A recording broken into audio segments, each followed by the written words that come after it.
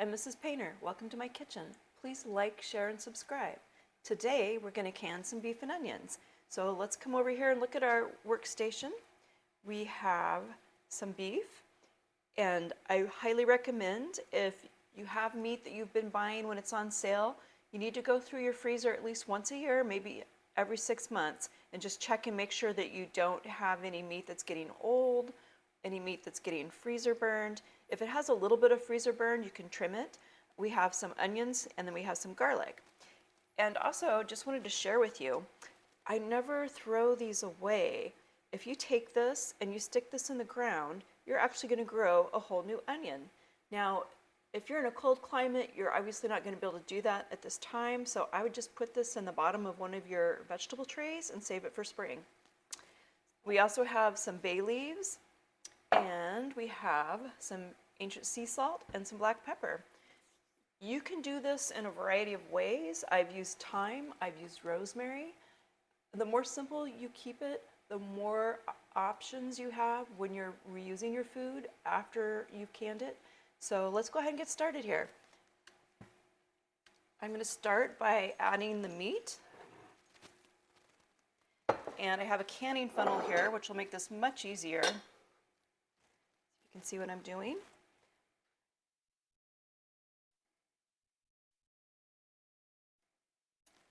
We'll just move it around a little bit as we go. Evenly distribute it. Now you could do all meat if you'd like. I just thought I really like how it tastes when you add onions to it. It almost gives it a flavor of French onion soup, especially if you use thyme. I'm not using thyme today, but all these onions are going to impart a lot of flavor. And we're also going to add some garlic. And we have a large container of hot water here off to the side. And when we get all of our ingredients added into our jars, we're going to top that off with hot water. We're going to make it about 3/4 full. And you'll see what we're going to do.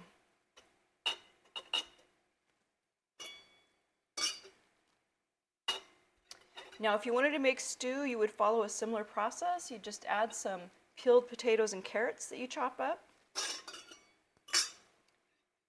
And I'm adding salt and pepper. You don't actually have to do that in order to have a safely canned meat product. It does add a lot more flavor to it.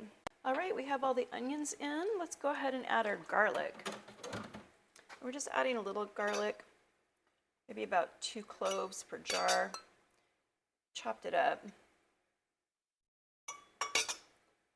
Just give it a little more flavor.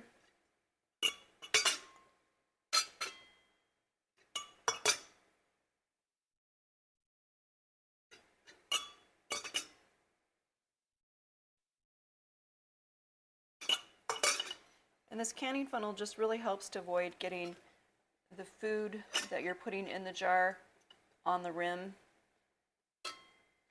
All right, next we're going to add our bay leaves. I've got like a half a bay leaf per jar. And again, seasoning is totally optional. Fine bay adds a lot of flavor. And I'm going to add a 1/4 teaspoon of black pepper.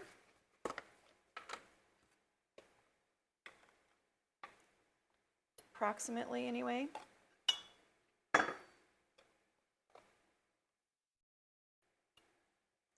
Add as much as you like.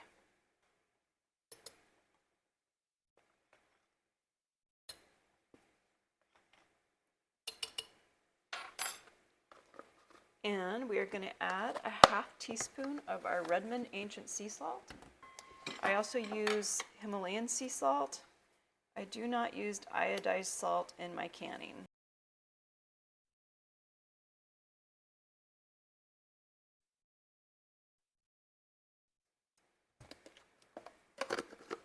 The next step is we're going to go ahead and add our hot water to our jars. We have our lids and rings that have been washed. Let's just go ahead and add some water here.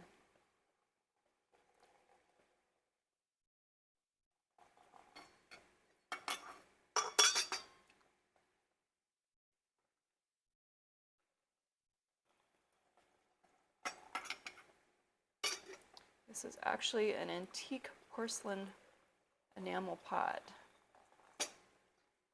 It's perfect for this. Holds a lot of water.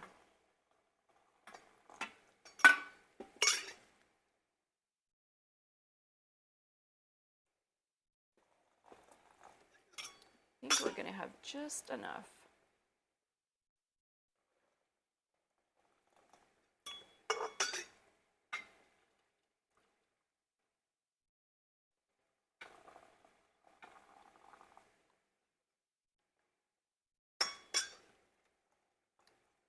There we go. The jar's a little bit of stir just to make sure there's no trapped air bubbles in there.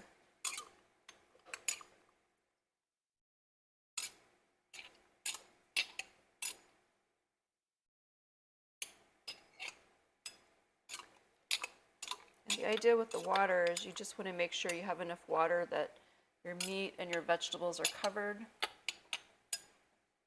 It improves the shelf life.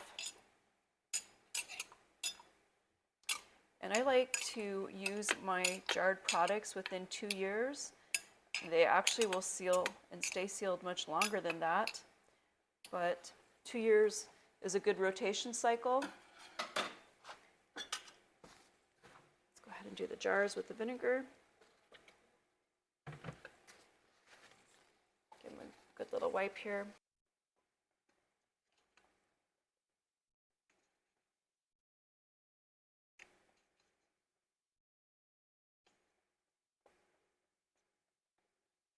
And let's put our rings on.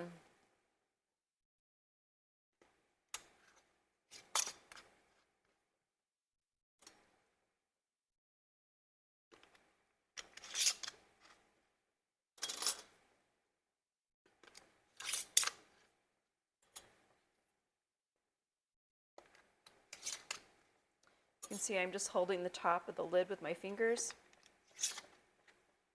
Makes it easier to keep the lids and the rings lined up, which also improves your outcome for your sealing.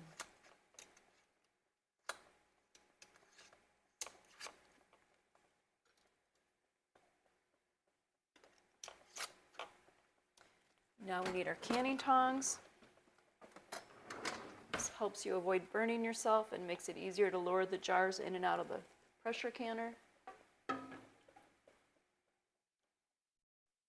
At my altitude, I am going to be processing these jars at 15 pounds of pressure for 90 minutes.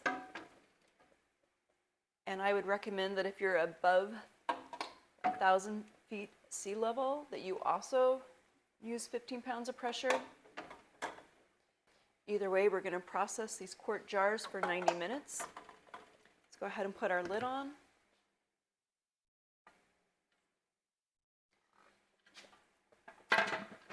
Line our arrows up.